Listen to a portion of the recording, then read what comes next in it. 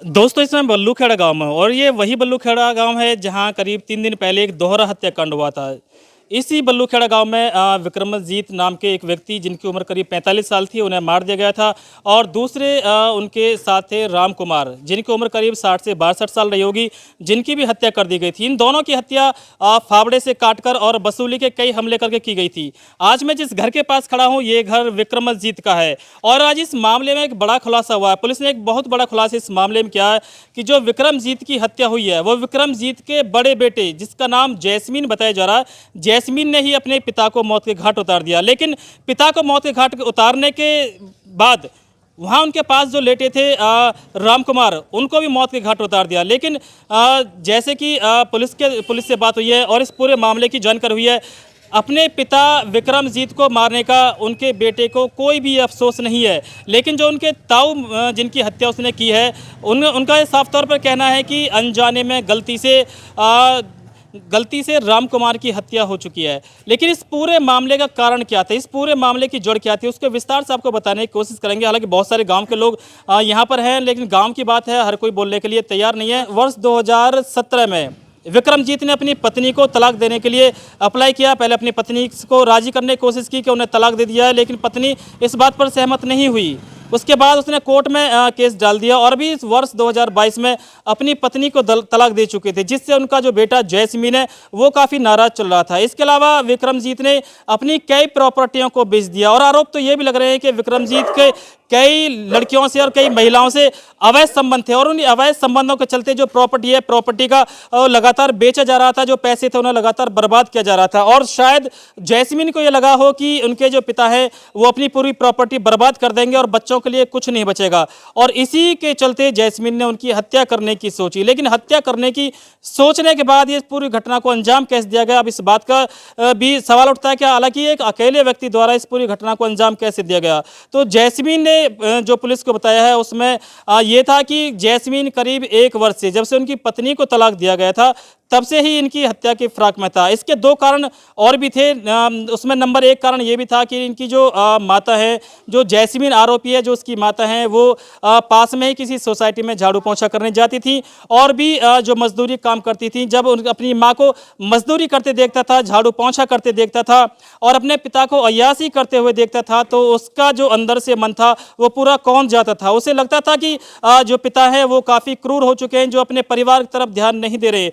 दूसरी वजह यह भी थी कि उनकी जो बहन है वो भी शादी के लायक थी और उसकी शादी के लिए भी जो उनके पिता थे वो पैसे नहीं दे रहे थे।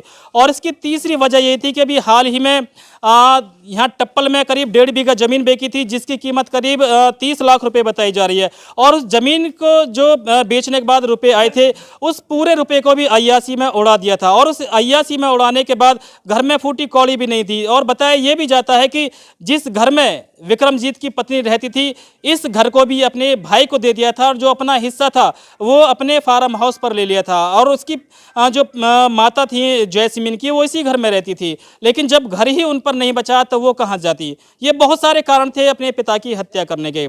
और जिस दिन ये हत्या हुई थी उस दिन जैस्मीन के द्वारा बताया गया है कि उन्होंने पूरी रात अपने फ़ोन पर नेट चलाया था। अपने पिता की हत्या करने से पहले उन्होंने काफ़ी देर तक नेट चलाया और ये सर्च किया कि किस तरह से पिता की हत्या की जाए।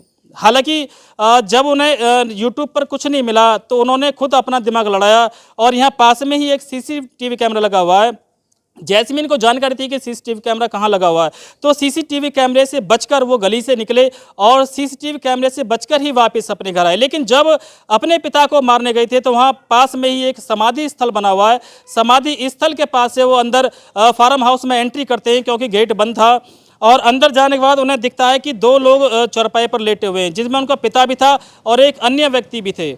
सबसे पहले उसने फावड़े से अपने पिता की गर्दन पर हमला किया, लेकिन जो पास लेटे हुए व्यक्ति थे उनकी शायद आंख खुली हो, वो नींद में करवट लेने लगे। तो लेकिन जैसे उन्होंने करवट ली, जैस्मीन को ये पता नहीं था कि वो दूसरे राम कुमार हैं, लेकिन उसने कोई अन्य व्यक्ति समझकर राम कुमार पर भी हमला कर दिया और एक ही फावड़े से दोनों की हत्या कर दी। लेकिन जब उसे लगा कि शायद इनके अंदर सांस बची हुई है तो पास में एक बसूली पड़ी थी, वसूली से दोनों के सिर पर वार किए। राम कुमार के जो शरीर पर 7 वार किए गए थे, गर्दन से लेकर सिर तक 7 वार थे, और विक्रमजीत के शरीर पर 5 वार किए गए थे, और इतनी निर्मम तरीके से दोनों की हत्या कर दी। लेकिन हत्या करने के बाद भी जो फावड़ा था जिससे हत्या की गई थी, वो फावड़ा भी घटनास्थल पर ही छोड़ दिया, और जो वसूली थी वो घटनास्थल से थोड़ी दूरी पर फेंक दी। लेकिन इस हत्या को अंजाम देते समय जैस्मीन के कपड़े सारे सन चुके थे, और जो कपड़े सने थे उनको भी अपने घर में ही बैग में छिपा कर रख दिया था। और सबसे बड़ी बात यह है कि जब उनके पिता की मौत हुई, उसके बाद पोस्टमार्टम हुआ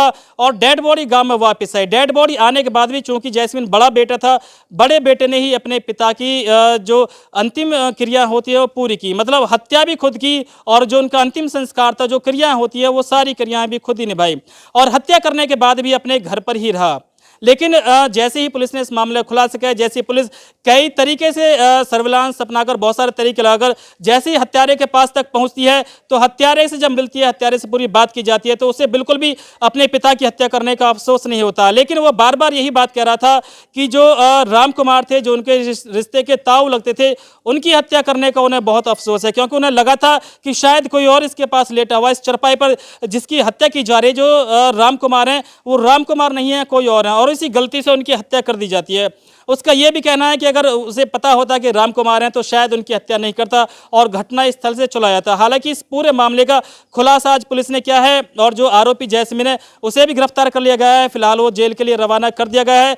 ये थाना धनकौर में जो 7 तारीख को ये दोहरा हत्याकांड हुआ था, उसमें थाना धनकौर पुलिस को एक बड़ी सफलता मिली है। जैसा कि आप सब लोग विदित हैं कि उसमें एक व्यक्ति की हत्या हो गई थी और एक व्यक्ति घायल था। बाद में जाकर के वो यथार्थ हॉस्पिटल में उसकी मृत्यु हो गई थी, और उसके अनावरण के लिए ये टीमें लगी हुई थी, सर्विलांस सेल और अन्य जो मैनुअल इंटेलिजेंस था, उसके आधार पर हम लोग इसमें अनावरण करने में सफल रहे हैं। और इसमें जो मृतक विक्रमाजीत था, उसके बेटे जैस्मीन द्वारा ही इस घटना को पारित किया गया है।